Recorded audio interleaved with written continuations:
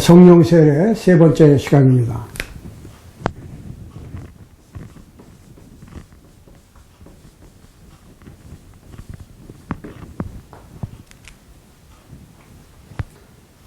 자, 성령 세례. 성령 세례에서 이 세례라고 하는 말을 우리가 좀 생각해 볼 필요가 있습니다. 밥티조, 헬라어로. 이 밥티조라고 하는 말의 뜻이 뭐냐? 첫 번째로, 잠기다는 얘기입니다. 물에 잠긴다.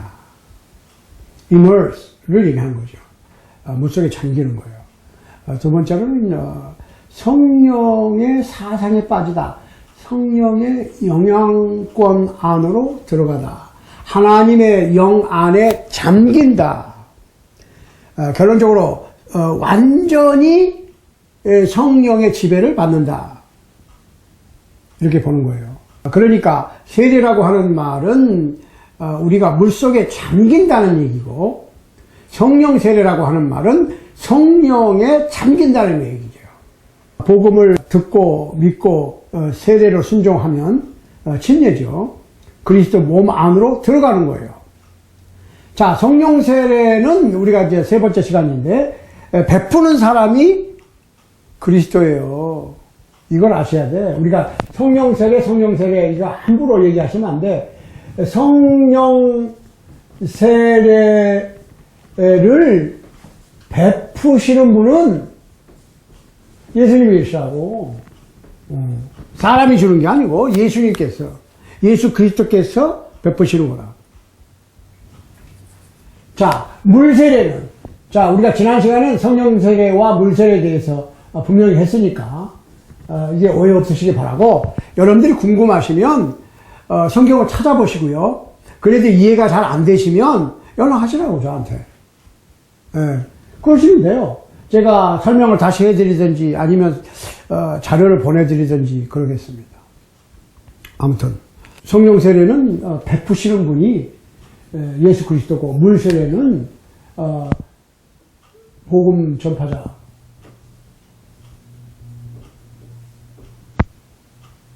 복음 전파자가 베푸는 거예요.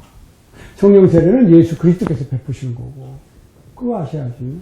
근데 오늘날 성령 세례를 준다고 그러면 예수 그리스도께서 직접 주신 것이 성령 세례인데 어떻게 성령 세례를 베푸냐고. 사람이 그것도 얘기가 안 맞는 거예요, 지금. 물 세례는 사람이, 복음 전파자가, 예수님의 제자들이 성부와 성자와 성령의 이름으로예요, 이름으로. 자기 이름이 아니고, 어떤, 위대한 종교 지도자들의 이름이 아니고, 아버지와 아들과 성령의 이름으로 사람이, 전파자가 복음을 순종하는 사람에게 베푸는 것이 물세례고, 이것은 예수 그리스도의 이름. 이게 곧 예수 그리스도의 이름이죠. 성부와 성자와 성령의 이름이 곧 예수 그리스도의 이름이라고. 복음을 순종하는 사람에게 죄사함의 조건으로, 예수 그리스도의 죽으심과 장사와 부활에 참여하는 조건으로 물세례를 베푸는 겁니다. 주님의 명령에 의해서. 그렇지만 성령 세례는 주님 예수 그리스도께서 직접 지명된 사람에게 지정된 장소에서 지정된 때에 베풀었다. 요거를 이제 헷갈리시면 안 돼. 성령 세례는 오순절 날에 한 번, 그리고 고넬료 가족에게 두 번 이루어진 역사적인 사건입니다. 역사적인 사건. 누가복음 24장 49절, 사도행전 1장 5절, 사도행전 2장 4절, 2장 33절, 사도행전 11장 17절 말씀을 참고하시기 바랍니다. 다시 말씀드려요. 성령 세례에 대해서 혹시 여러분들이 정리가 잘 안 될 수 있으니까 제가 정리를 한번 해드릴게요. 성령 세례는 넘버 1, 특정 자, 성령 세례로 받기로 특정된 사람들이죠. 특정된 자들이 있었다는 거예요. 사도행전 1장 2절과 5절. 누가복음 24장 49절. 두 번째로는 특정한 때가 있었다는 거예요. 때. 사도행전 1장 4절 5절. 그리고 성령 세례는 특정한 곳, 장소가 있었다는 거예요. 누가복음 24장 49절, 사도행전 1장 6절. 네 번째로 특정한 목적이 있었다는 거예요. 사도행전 1장 8절. 그러니까 세례 요한에 예수님께서 성령 세례를 베푸실 것이라고 하는 내용이 마태복음 3장 11절 12절, 마가복음 1장 8절, 누가복음 3장 16절, 요한복음 1장 33절이 이게 지금 세례 요한이 예수님께서 성령으로 세례를 베푸실 것을 예언했는데, 이 말씀이 사도행전 2장 1절로 4절에서, 그리고 사도행전 10장 44절 46절에서 이루어졌다는 거죠. 고넬료 가족에게. 그러니까 이루어진 역사적인 사실이라는 거예요. 계속해서 이루어지는 것이 아니고. 그렇지만 물세례는, 예수님의 명령에 의한 물세례는 예수님께서 오실 때까지 복음에 순종하는 사람들에게 죄사함과 예수님의 보혈과 접하는, 그리고 예수 그리스도의 죽으심과 장사와 부활과 연합되는 의미로서의 물세례는 계속 진행되고 있다는 거. 왜? 사도행전 2장 38절에서 37절에서 형제들아 우리가 어떻게 할꼬? 우리가 50일 전에 예수를 메시아를 십자가에 못 박아 죽도록 했으니 이거 어떻게 했으면 좋겠느냐 그랬더니 뭐라고 했어요? 너희가 회개하여 각각 예수 그리스도 이름으로 세례를 받고, 여기 그 침례요 받고 죄사함 얻어라. 그리하면 성령을 선물로 주실 것이다 했는데 39절에 보면 이 약속은 그랬거든요. 그거는 누구든지 복음을 믿고 회개해서 침례를 받으면 그 얘기예요. 복음을 믿는 게 우선이에요. 믿지도 않고 그냥 물속에 들어가는 걸로, 그냥 세례만 받으면 무조건 죄시를 받는다. 이렇게 생각하시면 안 된다. 그렇죠. 이 약속은 누구든지 예수 그리스도를 구세주로 믿고 물속에 잠기면 성령을 선물로 주실 것이다 라고 하는 약속을 얘기하는 거예요. 너희와, 그 당시에 사도들의 얘기를 들었던 그 자리에 있던 사람들, 너희 자녀, 후손들이죠. 그 사람들의 후손, 그리고 모든 먼데 사람, 우리 주 하나님께서 얼마든지 부르시는 자들에게 하신 약속이다. 근데 그 약속이 변경됐다는 얘기가 있어요. 모든 사람들. 그러니까 예수님 오실 때까지 복음을 듣고 믿는 모든 사람들을 포함시키는 거예요. 이건 약속이에요. 약속. 하나님의 약속. 사도행전 4장 31절이나 6장 3절 그리고 13장 52절에 보면 성령 충만에 대해서 나옵니다. 자, 성령 세례를 받은 사람들은 성령 충만했습니다. 그렇지만 성령 충만한 모든 사람들이 다 성령 세례를 받은 것은 아닙니다. 성령 세례는 사람의 정신으로 하여금 선택의 자유로 허락하지 않았고 완전히 성령의 지배하에 있었습니다. 반면에 성령 세례를 받지 않고 성령 충만한 그리스도인들은 임의대로 선택의 여지가 있었습니다. 예배에서 5장 18절 말씀 한번 보세요.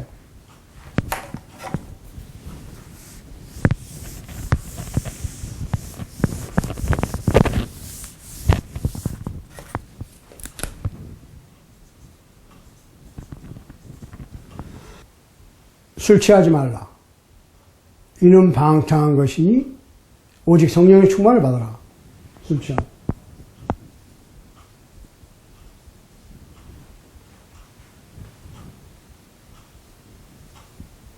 술을 선택하는 거예요. 그러면 술의 지배를 받아.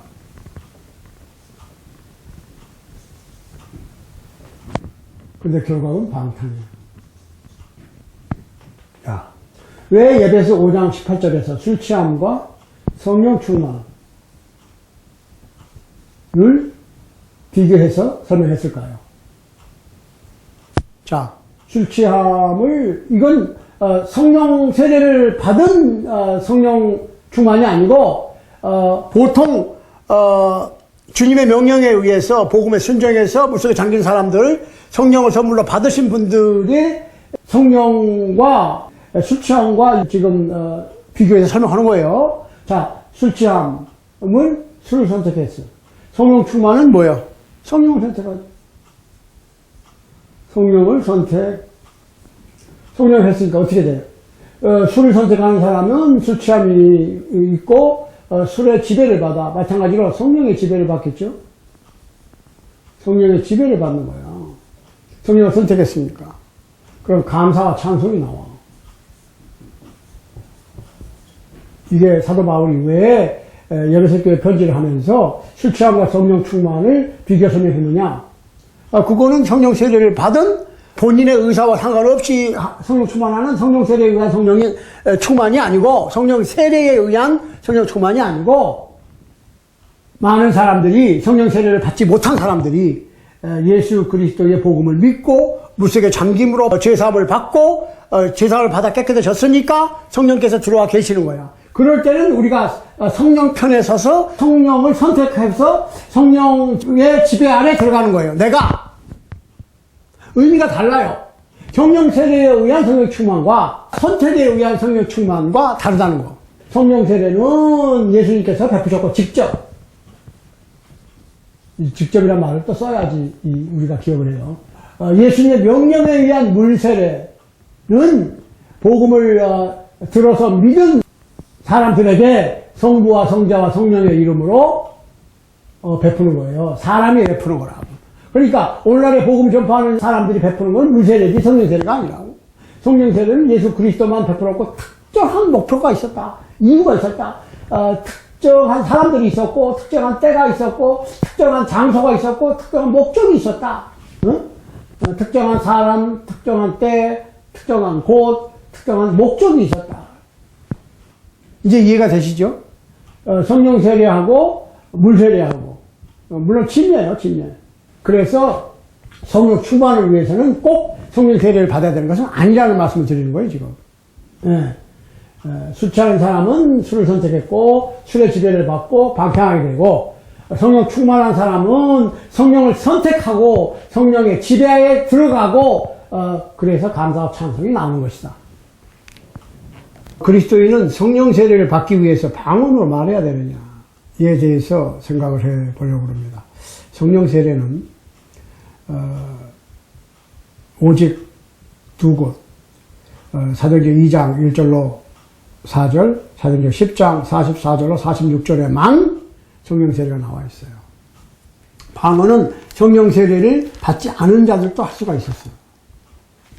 그러니까 사도들의 안수로 어떠한 은사를 허락받았다는 거예요. 사도행전 19장 6절에 보면 이런 말씀이 있어요.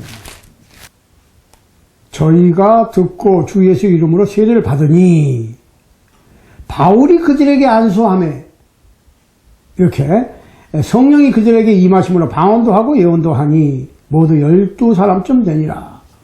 그러니까 사도가 안수를 해서 은사가 허락되었다는 거예요. 자, 로마서 1장 11절.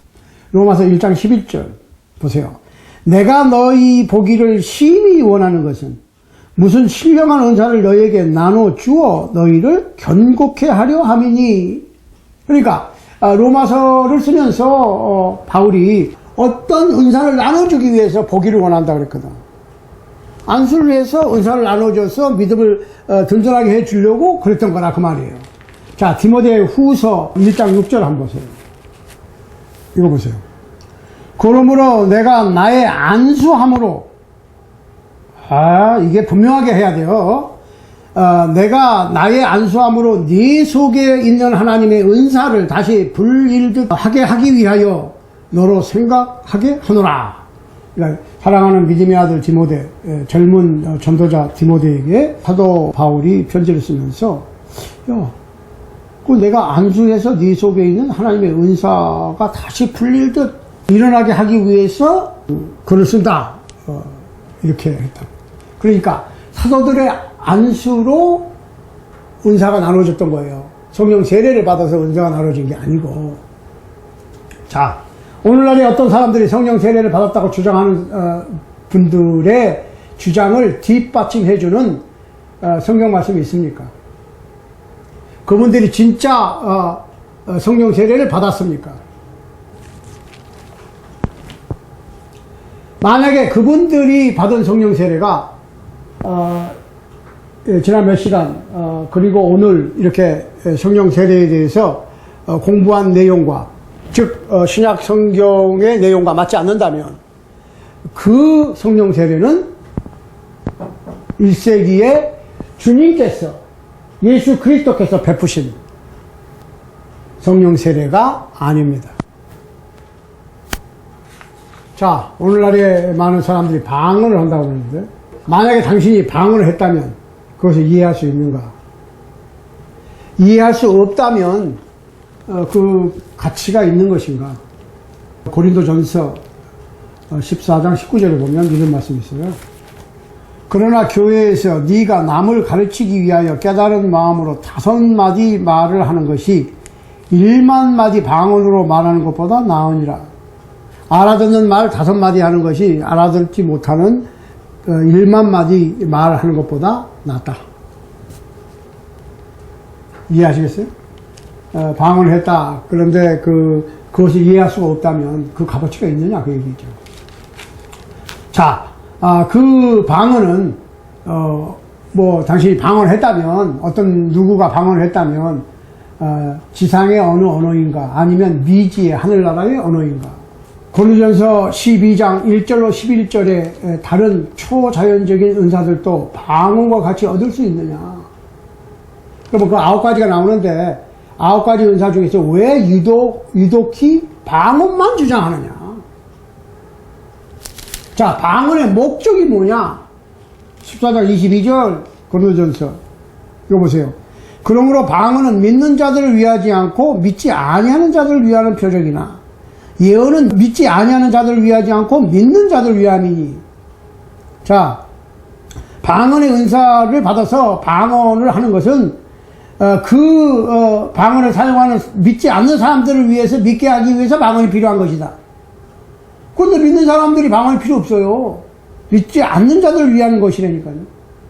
그리고 고린도전서 12장, 13장, 14장을 확실히 정확하게 이해를 하고 있는 거야.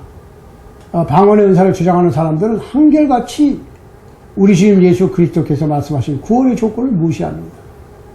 마가복음 16장 16절, 사도행전 2장 38절, 베드로전서 3장 21절, 사도행전 8장 35절로 39절, 사도행전 22장 16절과 같은 구원의 조건을 무시합니다. 자, 영적인 은사는 몇 가지나 있는가?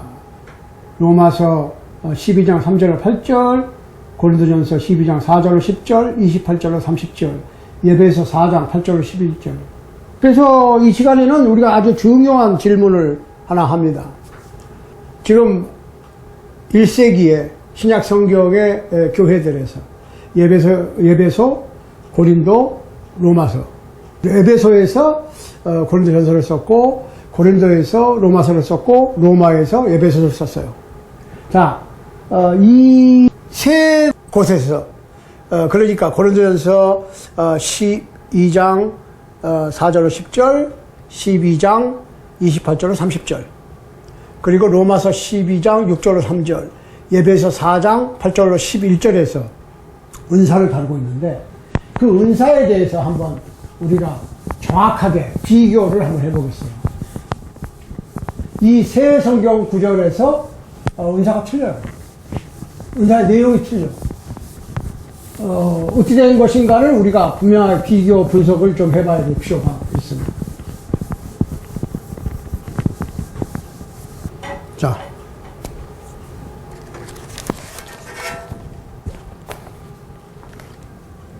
은사들.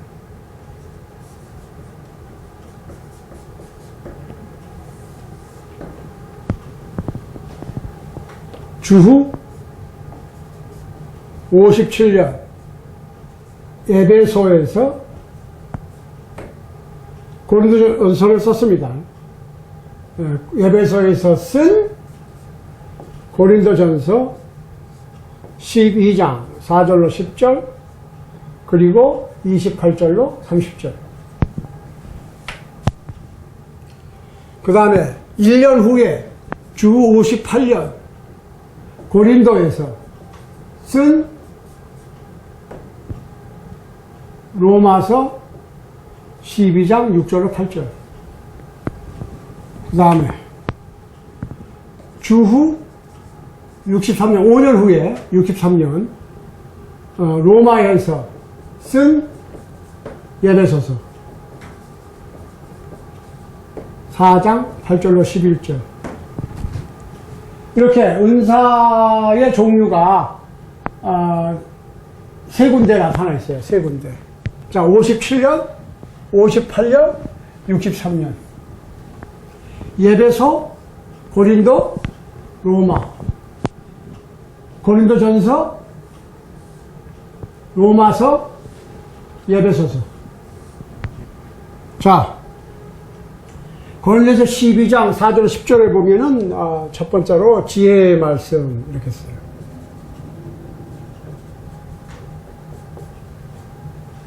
(28절부터) (30절에는) 이것을 행하는 직위를 또 얘기하거든. 여기 사도, 사도. 두 번째로 지식의 말씀.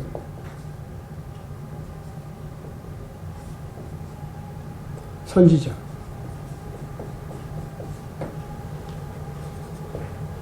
믿음. 교사. 4번 병고침. 능력. 다섯 번째로 능력 행함.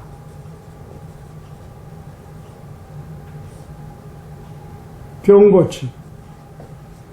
조금씩 달라요. 예언함. 돕는 것. 종류가 좀 틀려. 7. 영분별. 다스림.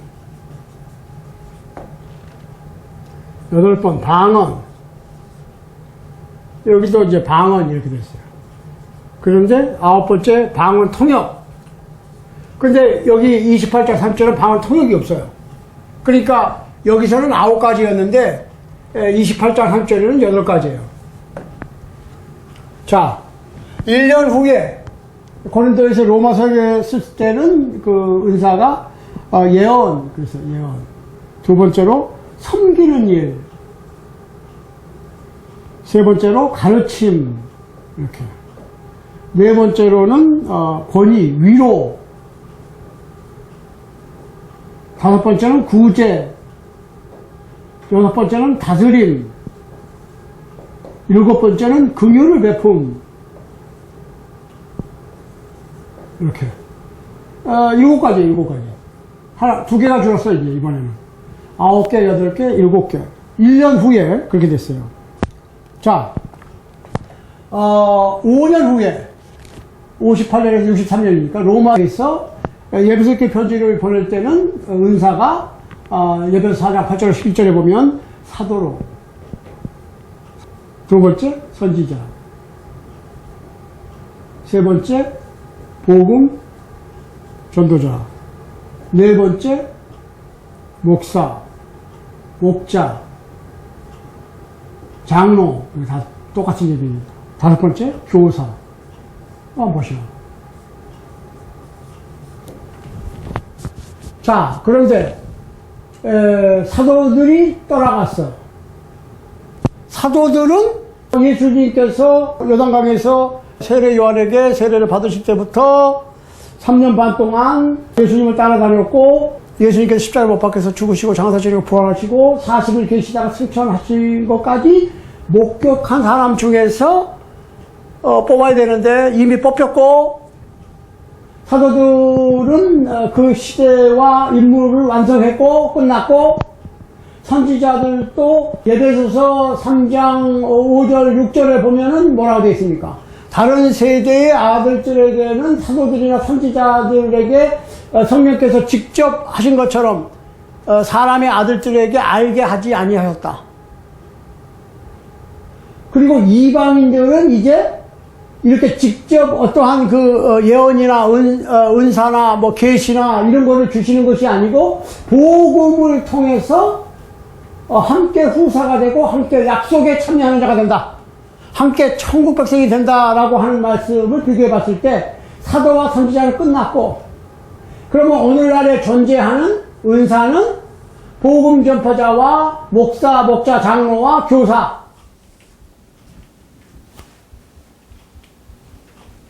세 개로 줄어섰다고. 오늘날에는 세 개밖에 없어. 이해가 되세요, 지금?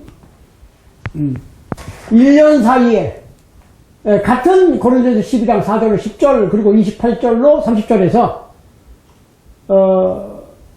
4절, 10절에는 9개, 28절, 30절은 8개, 1년 후에 고린도에서 로마서를 쓸 때는 7개, 그리고 5년 후에 로마에서 에베소서를 쓸 때는 5개, 그리고 에베소 5장 3절, 5절, 6절에서는 분명히 다른 시대의 사람의 아들들에게는 직접적인 계시가 없고, 사도 시대고 사도들의 임무를 완수하고 끝났고, 다른 하나님의 선지자들도 그 임무가 끝났으니까 사도직과 선지자직도 그 복음으로 대치되었고, 왜? 복음이 결론인데 결론이 다 나왔어요. 증명이 됐어요. 그러니까 더 이상 사도와 선지자가 필요 없는 거야. 이 복음을 전하는 복음 전파자, 그리고 복음 전파자들이 복음 전파했고, 어떤 지방 교회의 한 교회는 거기 그 목사들, 목자들, 장로들이 같은 거예요, 사실은. 목자, 목사, 장로, 같은 직이고 다른 이름이라고. 들이 치리하고, 그 밑에 또 교사도 있고, 이거는 영적인 지도자예요. 육적인 지도자, 육적인 봉사자들이 있어. 목사나 장로, 목자 밑에. 그거 뭡니까? 그건 집사. 젊은 힘 있는 사람들이 목사나 목자나 장로님들을 도와서 일을 하는 거예요. 청소도 하고, 고치기도 하고, 무거운 거 옮기기도 하고. 이해되세요? 자, 성령과 성령의 은사들은 다릅니다. 은사들이 성령을 소유한 모든 사람에게 주어진 것은 아닙니다. 고린도 교회는 모두가 성령을 소유했지만 특정한 사람들에게만 은사가 주어졌고, 그들은 영적인 선물을 가졌다라고 했습니다. 이것이 은사들이거든. 자, 오늘날 은사들은 그거 무조건 은사하면 좋은 줄 알고 그냥 은사 그러는데, 이 은사라고 하는 말이요, 성령의 은사, 그 말은 gift of Holy Spirit, 성령께서 주시는 선물이라고. 선물. 선물이 뭐예요? 받는 사람 마음이에요? 주는 사람 마음이에요? 선물은 주시는 분 마음이라고. 자, 한번 해보시라. 선물은 주는 사람이 줄 수도 있고 안 줄 수도 있고, 이것을 줄 수도 있고 저것을 줄 수도 있는 것이지, 받는 사람이 달라고 막 한다고, 글쎄 줄 수도 있겠지. 그렇지만은 원칙적으로는 달라는 사람이 마음이 아니고 주는 사람의 마음이라고, 선물은. 그러니까 우리가 은사 그러는데, 은사라고 하는 것은 성령의 선물이고, 성령께서 주시고자 하시는 분들에게 주시는 거지. 받는 사람이 이거 달란다고 이거 주고 저거 달란다고 저거 주는 게 아니라는 거예요. 예. 성령 세례는 분명히 오늘 이 시간으로 성령 세례를 받아야 되느냐, 오늘날의 성령 세례가 있느냐. 성령에 의한 세례는 있을 수 있어. 성령의 역사하심에 의한, 성령의 인도하심에 의한 물세례. 성령 세례는 특별한 목적이 있었고, 때가 있었고, 장소가 있었고, 특정한 사람들이 있었다고. 그걸 우리가 이제 공부를 했으니까 앞으로는, 그냥 뜻도 잘 이해를 못하는 분들처럼 그 은사를 받았다, 이런 얘기 하지 말라고. 지금까지 남아있는 은사는 이 세 가지뿐이에요. 복음 전파자, 목사, 목자, 장로, 그리고 교사. 사실은 집사도요. 이거는 영적인 직분이 아니고 거의 육적인 일을 하는 직분이에요. 그러니까 여기 없는 거예요. 아시겠어요? 그러니까 목사 어시스턴트, 목자, 장로 어시스턴트, 집사는 영적인 지도자라기보다는 어떠한 이렇게 물리적인 힘을 사용해서 하는 육적인 봉사자. 그래도 성령이 충만한 사람이어야 된다라고 이제 그랬죠. 예루살렘 교회에 성령과 지혜가 충만한 7명을 택해라. 그래서 매일 구제, 밥을 해서 이렇게 논아주는 일만 힘들어요. 그거에 헬라파 과부들이 자꾸 빠져. 그러니까 컴플레인 했을 거 아니에요. 그러니까 사도들이 그럼 이거 우리는 말씀 전파와 기도에 전무하기 위해서, 말씀 사역을 하기 위해서, 이게 봉사 사역, 이렇게 반론해주는 사역은 우리가 젊은 남자, 튼튼한 젊은 힘 있는 성령과 지혜가 충만한 7 집사, 그걸 이제 집사의 근원이라고 그러죠. 7명을 뽑아서 나눠준 거. 그렇지만 나중에 또 빌립 같은 경우에는 복음을 전파했어요. 복음 전파자가 또 될 수 있었어요. 그러니까 집사들이 복음 전파할 수 있어요. 할 수 없다는 거 아니에요. 꼭 집사 아니라도 또 복음 전파할 수 있어.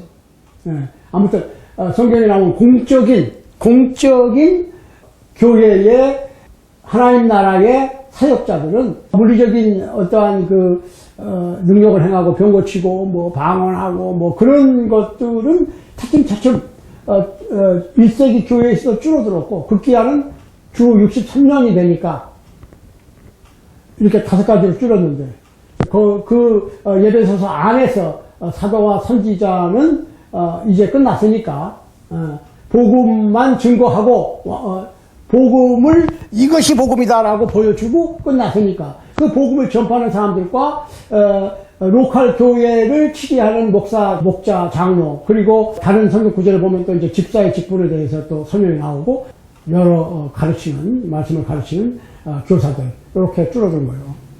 그러니까 요거를 알게 되면 이 벌써 끝난 무슨 방언의 은사니, 병 고치는 은사니, 예언의 은사니, 영불별의 은사니, 방언 통역이니, 이런 얘기는 지나간 얘기인데 왜 그거 자꾸 붙잡고 거기에 집착할 필요가 없거든. 그럼 앞으로 나가는 거예요. 그러니까 이제 복음만이 존재하고, 그러니까 복음을 얘기하면서 저는 은사를 얘기하면 안 돼. 왜? 저 은사가 뭐냐면 복음을 확증하기 위해서 행해졌던 일이거든. 왜? 아니 제자들이 그냥 복음만 전하면 진짜야? 증거 대봐 이렇거든. 그러니까 따르는 표적으로 마가복음 16장 20절 말씀처럼 복음을 전파하는데 제자들이 복음을 전파할 때 따르는 표적으로, 그때는 복음이 하나님께로부터 온 확실한 진짜 복음이라는 걸 증명할 길이 없어요. 신약 성경이 없을 때니까 따르는 표적으로 복음을 전파할 때 그 복음이 참 하나님께로부터 온 복음이라고 하는 사실을 확증시켜줘요. 컨펌 해줬거든. 컨펌 다 끝났어요. 이런 것들을 통해서 컨펌을 했고, 컨펌 다 끝났어요. 복음이 이 세상에 우뚝 서 있거든. 그러니까 복음으로 부르시는 거예요. 어떤 사람은 콜링 하면은 무슨 옛날에 아브라함을 부르셨듯이 아니면 무슨 사무엘을 불렀듯이 뭐 사울왕을 불렀듯이 뭐 구약의 각종 선지자들 아니면 사사들을 불렀던 것처럼 이름을 이렇게 호명해서 찍어서 부르기를 원하고 또 불렀다고 주장하는데 그게 아니고 복음을 통해서 복음이라고 하는 공고를 하는 거야. 공고. 프라이빗리 부르는 게 아니에요. 구약 시대에는 선지자나 하나님의 사람을 하나님께서 프라이빗리 불렀어요. 어떤 일을 시키기 위해서. 그렇지만 그런 것들은 다 메시아 도래를 위한 준비 과정이었고, 메시아가 도래했고 메시아가 이 세상에 오셔서 하나님의 나라를 세우시고 하나님의 나라를 어느 정도 자리를 잡게 하기 위해서 복음을 전파됐고 복음을 전파하는 과정에서 복음이 진짜 하나님께로부터 온 것이라고 하는 것을 확증하기 위해서 이러한 그 초능력적인 표적과 기적이 일어났고, 또 예수님께서 메시아라고 하는 증거가 구약의 예언대로 뭐 안진뱅이가 걷고 장님이 뜨고 절발이가 뛰고 뭐 벙어리가 말을 하고 이런 그 다음에 그 안진뱅이가 일어나고 뭐 죽은 병자가 일어나고 죽은 사람이 살아나고 하는 기적을 통해서 예수님께서 메시아라고 하는 건 증거를 대주신 것이지. 그런 신유의 어떠한 능력을 베풀기 위해서 기독교가 있는 것이 아니고, 기독교가 세워지기 위해서 그런 예수님께서 오셔서 그런 표적을 행하셨고, 그 표적이 예수님께서 하나님의 독생자이시고 메시아라고 하는 확증이 됐고, 또 더더군다나 그 예수 그리스도를 죽은 자 가운데서 하나님께서 살리셔서 예수님이 하나님께서 이 땅에 보내신 인류를 구원하기 위해서 보내신 구세주이심을 확증했고, 그 교회가 세워지고 난 다음에 복음을 전파해서 교회가 어느 정도 자리를 잡게 되기까지 제자들의 초기 복음 전파자들의 복음이 하나님께로부터 왔다고 하는 것을 확신시켜주기 위해서, 컨펌하기 위해서 은사들이 주어졌고, 1세기에서 이미 은사들은 이렇게 9개에서 8개, 7개, 5개로 줄었고, 예를 들어서 안에서만 보더라도 복음 전파자와 목사, 목자, 장로 그리고 교사들로 함축되었어. 오늘날에 남아있는 은사들은 이것뿐이야. 이해되세요? 다음 시간에는 이 성령의 은사에 대해서 좀 자세히 생각을 해보려고 합니다. 말로만 그냥 은사들이 이제 끝났다. 끝났다 그러면 이제 여기서 이제 기분 나쁘신 분들 굉장히 많아. 그렇지만 말씀은 말씀이니까 방법이 없어. 말씀을 확실하게 얘기를 해야 돼.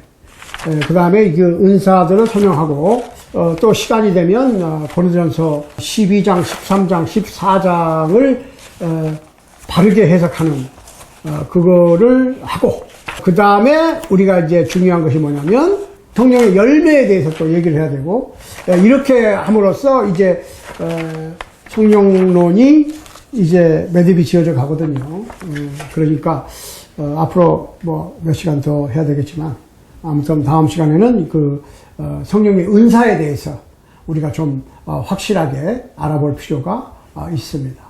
자, 아무튼 우리가 이렇게 은사에 대해서 지금 얘기를 하고 있는데, 여러분들이 그냥 이제 듣는 것으로 확인하지 마시고, 여러분들이 성경을 직접 찾아서 한번 읽어보시고, 여러분들 스스로가 마음에 깨달음이 있어야 돼.